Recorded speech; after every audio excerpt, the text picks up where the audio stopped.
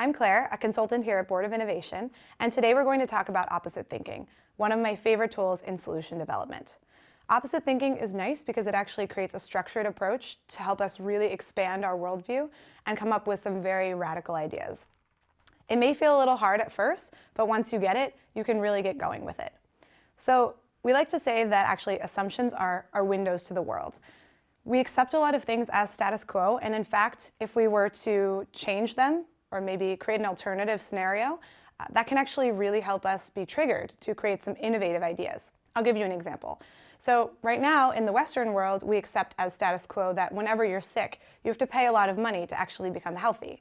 Well, on the opposite side of the world, in China, for example, doctors are actually seen as their job to keep you healthy. So you actually pay them when you're healthy, and when you're sick, they actually don't get paid. That's one interesting way that you can imagine opposite thinking helping us here.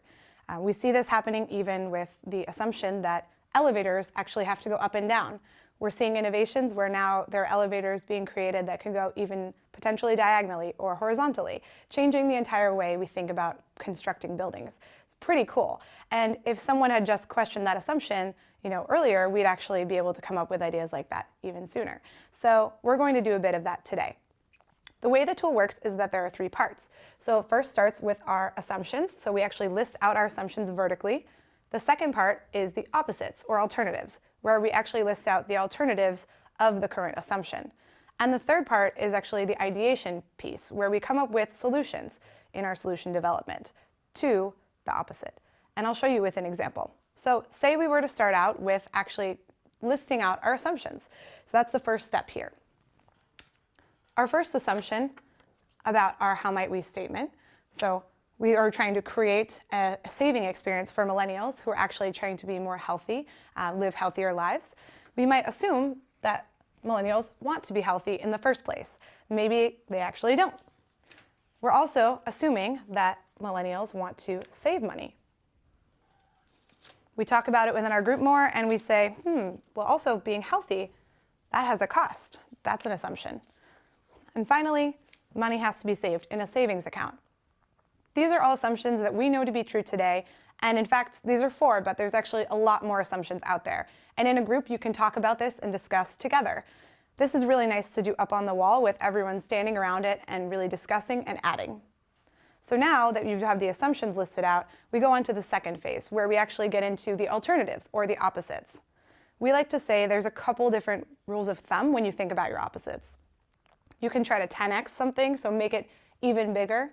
You can remove something critical. You can flip something around. And it really depends on the limits of your imagination. So you're really describing an alternate universe. So for example, millennials want to be healthy.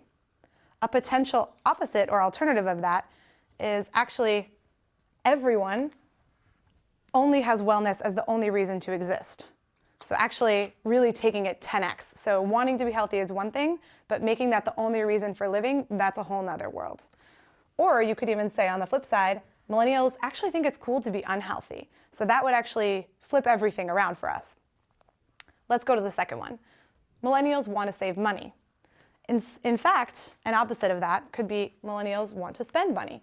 Of course, that's a one-on-one opposite. We could also flip around a resource. So millennials want to actually save memories. I know, kind of strange, but bear with me. We could also say, for instance, for being healthy has a cost. Being healthy, of course, is free. So that's a straightforward opposite.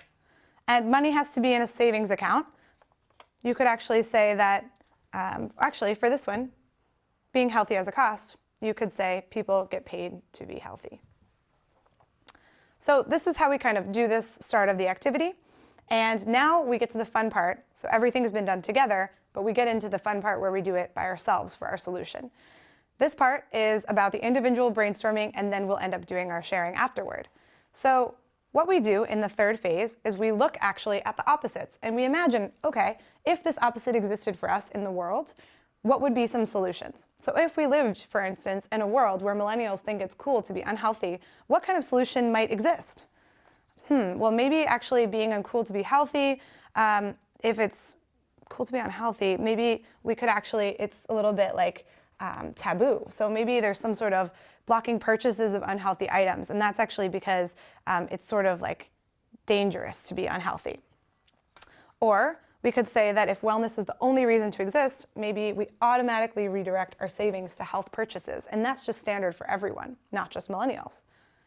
Or we could say that in a world where millennials want to spend or millennials want to save memories, we could say, well, if millennials want to spend, maybe we could partner with all wellness providers for discounts, or maybe partner with every company for wellness discounts. Or if millennials want to save memories, that might trigger some sort of platform that actually could save photos and videos of perhaps wellness experiences, among others. So these ideas are still within the realm of what we're trying to solve, but they're just also taking this twist of thinking about a different reality. And that can sometimes really help us break out of if we feel like we have too many constraints. I would say this tool is one of my favorites. It's definitely worth the little bit of effort to try to understand and get used to it, and I would really recommend you giving it a try. All right, well, that's it for this opposite thinking. Good luck. And if you want to know more, please go to bornofinnovation.com/tools to find out more about this tool and other tools that we have.